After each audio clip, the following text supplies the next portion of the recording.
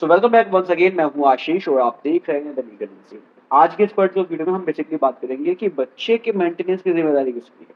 अगर पति और पत्नी के बीच में डिस्प्यूट है, मेंटेनेंस को लेकर है, डाइवोर्स को लेकर है, डोमेस्टिक वायलेंस को लेकर है या किसी भी वजह से है और दोनों ही अलग रहना शुरू कर देते हैं, पति अलग है और पत्नी अलग है, और अगर उनके बीच में कोई बच्चा है, बच्चा अगर पति के पास रह रहा है या पत्नी के पास रह रहा है, तो उस बच्चे के मेंटेनेंस की जिम्मेदारी किसकी होगी? क्या पति के पास जिम्मेदारी है या पत्नी के पास है, या दोनों की ही जॉइंट लाइबिलिटी है बच्चे के मेंटेनेंस को लेकर? सो बेसिकली इस पर सुप्रीम कोर्ट का एक बहुत ही अच्छा फैसला आया है। सुप्रीम कोर्ट ने इस फैसले में क्या कहा, इसको समझना जरूरी है।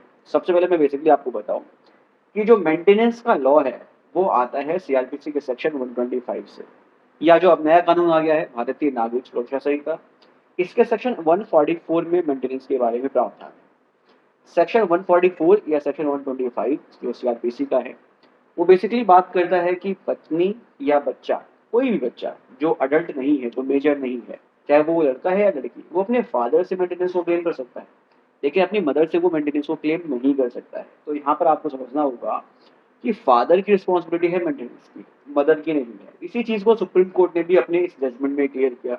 इस जजमेंट का नाम है प्रकाश Arshid versus state of Telangana. इस जजमेंट का लिंक मैं आपको डिस्क्रिप्शन में दे दूंगा, you can go and check out. Telangana high court के ऑर्डर को पति ने सुप्रीम कोर्ट में चैलेंज किया और उसमें कहा कि मैं पत्नी और बच्चे के मेंटेनेंस को देने के लिए बाध्य नहीं। यहाँ पर बेसिकली पति ने ग्राउंड लिया कि अगर पत्नी अच्छा कमा रही है, उसके पास अच्छे सोर्स ऑफ इनकम है, तो वो अपने आप को मेंटेन कर सकती है और अपने बच्चे को भी मेंटेन कर सकती है। इसलिए उसकी कोई जिम्मेदारी नहीं बनती है बच्चे को मेंटेन करने की या पत्नी को मेंटेन करने की। अपने इस आर्ग्यूमेंट को सपोर्ट करने के लिए पति ने पत्नी के इनकम टैक्स को भी कोर्ट के सामने रखा। सो बेसिकली यहाँ पर कोर्ट कन्विंस हो गया कि पत्नी अच्छा कमा रही है। पत्नी के इनकम टैक्स से यहाँ पर ये क्लियर हो जाता है कि वो अच्छा कमा रही है।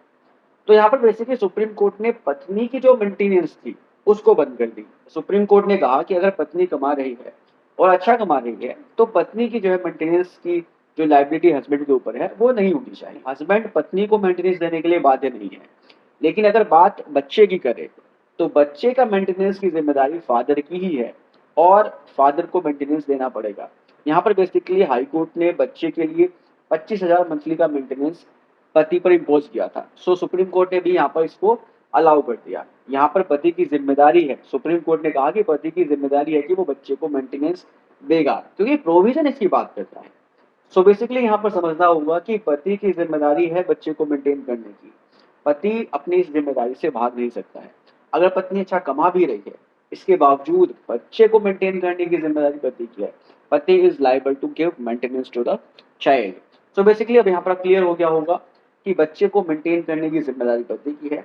पत्नी अगर अच्छा कमा भी रही है, इसके बावजूद पति को मेंटेनेंस देना पड़ेगा बच्चे को। उम्मीद करता हूँ कि वीडियो इन्फॉर्मेटिव लगी होगी।